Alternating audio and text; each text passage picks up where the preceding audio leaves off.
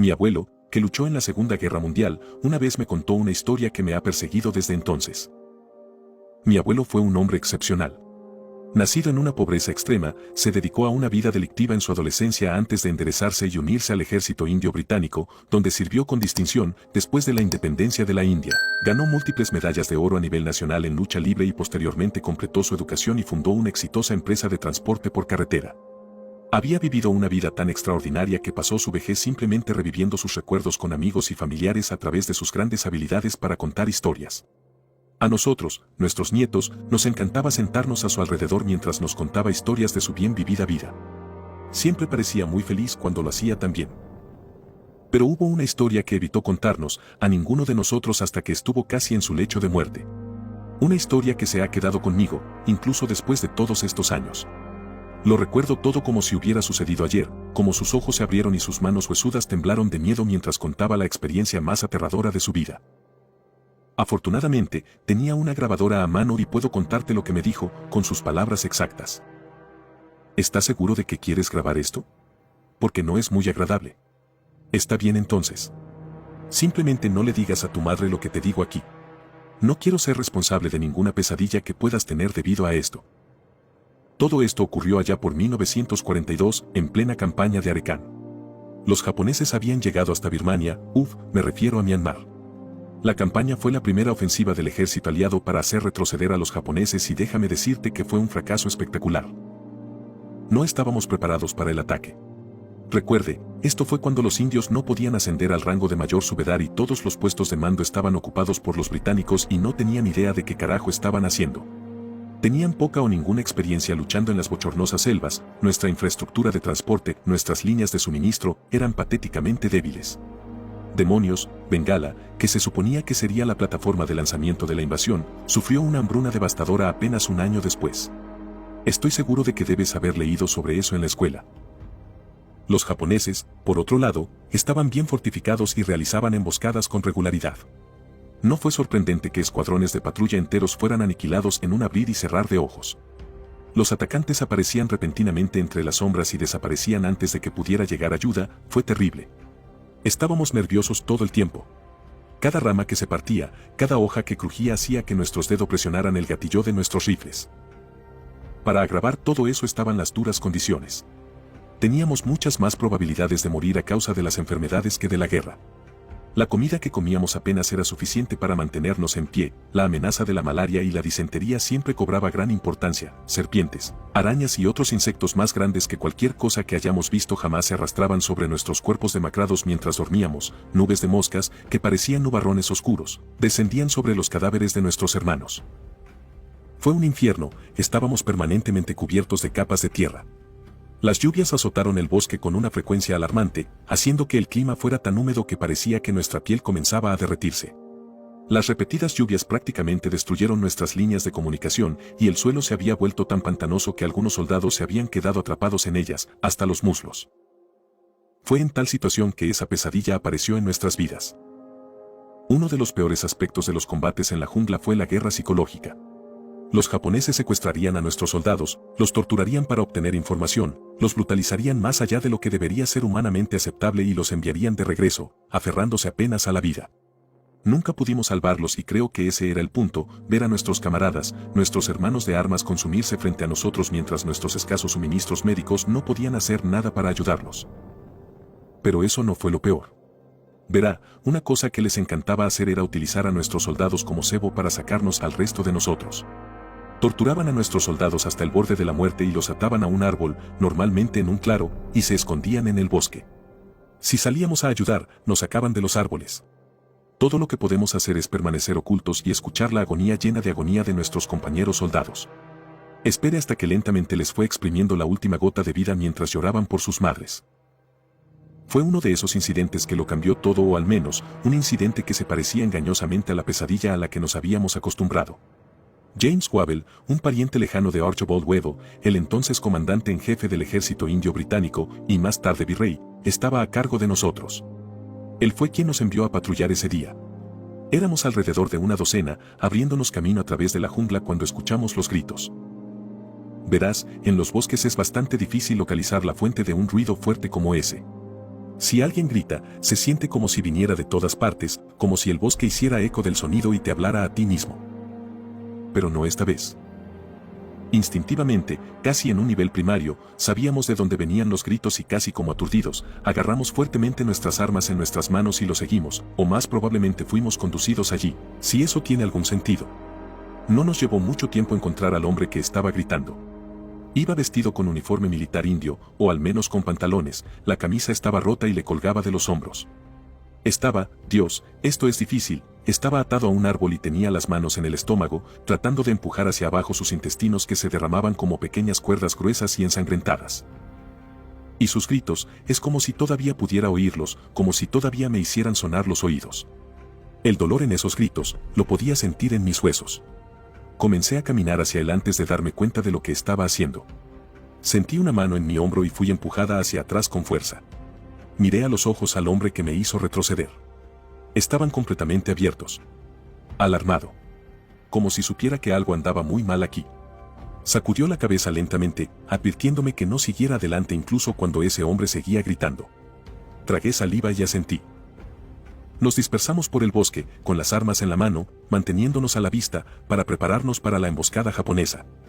Hice una mueca cuando las ramitas se rompieron debajo de mis botas. Me di cuenta de que tenía miedo. No de los japoneses que presumiblemente se esconden entre los árboles en algún lugar cercano a nosotros. No. Pero el hombre herido frente a nosotros. Fue tan extraño. No puedo explicarlo. Pero lo sentí, profundo en mi alma, cada fibra de mi ser me gritaba que huyera, seguir corriendo hasta dejar a este hombre muy atrás de mí. Tomé una posición ligeramente a la izquierda del hombre y comencé a esperar. Esperando a que muriera y a que terminara lo que fuera, pero no fue así. El hombre gritó, lloró, sollozó, pidió ayuda, pero no pareció morir. Los minutos se convirtieron en horas y el sol empezó a esconderse tras el horizonte, pero él siguió gritando. Nos quedamos clavados en nuestros lugares, incapaces de movernos, como hipnotizados por la extraña actuación.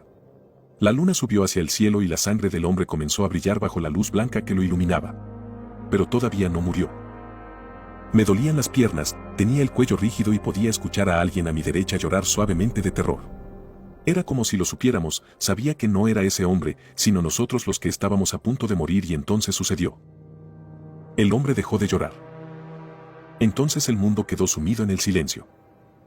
Y me refiero a un silencio total. No pudimos escuchar nada. Cualquier cosa.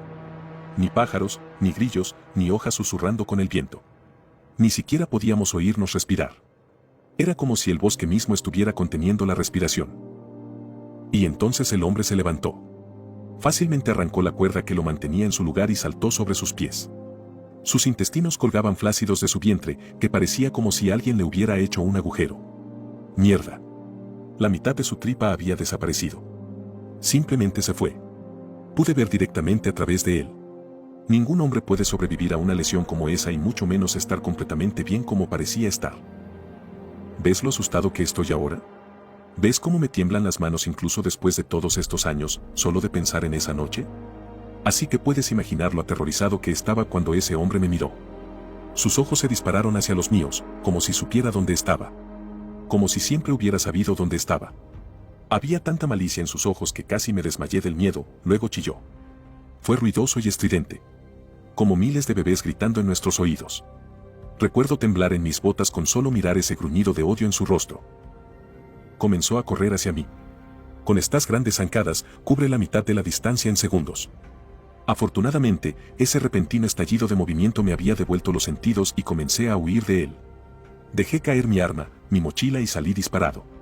Salté pequeñas rocas y raíces demasiado grandes, me escondí debajo de las ramas, caminé entre matorrales, tropecé en la oscuridad, pero seguí corriendo. En un momento mis botas se atascaron en el barro empapado, pero me liberé y moví las piernas para seguir corriendo. Eché un vistazo por encima del hombro y lo vi acercándose a mí, con los intestinos golpeando su muslo mientras corría. Estaba sonriendo. De oreja a oreja. Como si la persecución fuera lo mejor que le había pasado en la vida. Como si quisiera tomarse su tiempo y saborear verdaderamente la caza. Mover. Mover. Mover. Debo ir más rápido, pensé. Escuché gritos detrás de mí, acompañados de fuertes desgarros y chapoteo. Estaba destrozando al escuadrón de patrulla. Uno a uno y pronto sería mi turno.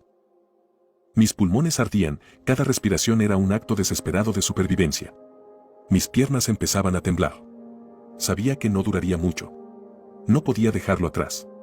Pero podría esconderme. Yo encontré esta pequeña grieta donde este árbol gigante había sido arrancado de raíz, escondido en un rincón oscuro del bosque. Corrí hacia el pequeño agujero y me oculté en las sombras. Ni siquiera estaba pensando en serpientes o alguna otra criatura venenosa esperándome en la oscuridad. Solo quería alejarme de esa cosa. Acerqué las rodillas al pecho, sentí el corazón golpear contra el esternón y esperé. Esperé a que esa cosa me encontrara y pusiera fin a todo. Escuché sus pasos, sintió las hojas moverse y crujir bajo sus pies descalzos. Luego, empezó a silbar. Era extrañamente melodioso, como un pájaro cantando una oda al bosque. Escuché el árbol caído crujir cuando lo pisó y se deslizó hacia mí. Gotas oscuras de sangre cayeron al suelo a centímetros de mis pies. Me llamó, en la voz de mi madre. En ese momento, ella había estado muerta por más de 5 años. Suavemente, con amor, me llamó y me reí cuando no me moví. Puse mis manos en mi casco, lo bajé frente a mis ojos y comencé a llorar lo más silenciosamente que pude. Se terminó. Sabía que iba a morir. Pero por alguna extraña razón, no me mató. Tal vez sea porque quería dejar con vida a un superviviente, salir y hablar de él, sembrar el terror que había infligido a nuestra patrulla. No sé. Ni siquiera sé cuándo se fue. Pasé toda la noche allí, solo, temblando en ese pequeño agujero. Incluso cuando salió el sol y bañó el suelo del bosque con luz, todavía me negaba a salir, tal era la magnitud de mi miedo. No fue hasta que otra patrulla se cruzó que me sentí lo suficientemente seguro como para salir. Tuvieron que llevarme de regreso en camilla. Estaba delirando de miedo y todos los músculos de mi cuerpo estaban agotados. Pero yo estaba vivo. Eso fue lo más cerca que estuve de esa cosa. Pero ese no fue mi único encuentro con eso.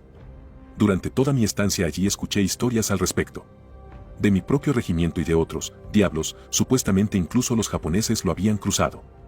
Esta cosa inmortal que imitaba voces, fingía estar herida y destrozaba escuadrones enteros a la vez. O como vino a ti por la noche, mientras dormías, susurrándote un odio absoluto al oído antes de arrastrarte y cortarte en pedazos. Algunas patrullas descubrieron restos de cadáveres en lugares extraños, como cabezas decapitadas en lo alto de árboles o ramas extendidas en patrones extraños cerca del campamento base. En un momento temimos que estábamos perdiendo más hombres por esa cosa que por los japoneses. Estoy seguro de que sintieron lo mismo. Todos los horrores que presencié en ese país, los bombardeos aéreos, las enfermedades, los cadáveres quemados, no fueron nada comparados con esa noche. Recuerdo lo aliviado que me sentí cuando entramos en Rangún. Incluso con todas las armas y artillería disparando a mi alrededor, lo único que podía pensar era en que me alegraba de estar fuera de ese maldito bosque. Espero que el video te haya gustado, y de ser así, no olvides dejar tu like y suscribirte. Te ha hablado el Solo, y esto ha sido El Abismo. Buenas noches.